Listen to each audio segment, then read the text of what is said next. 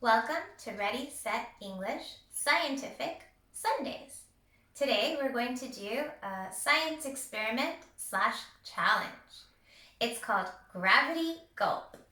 For this experiment, you need you, a glass of water, and a straw. All of the instructions will be below in the video. Have fun!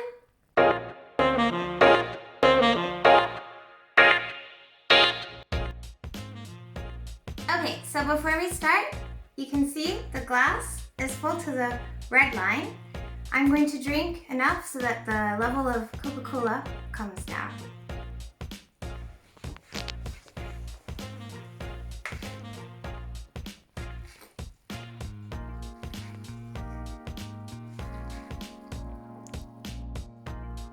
Alright, so as you can see, I drank about this much before I got a little bit tired.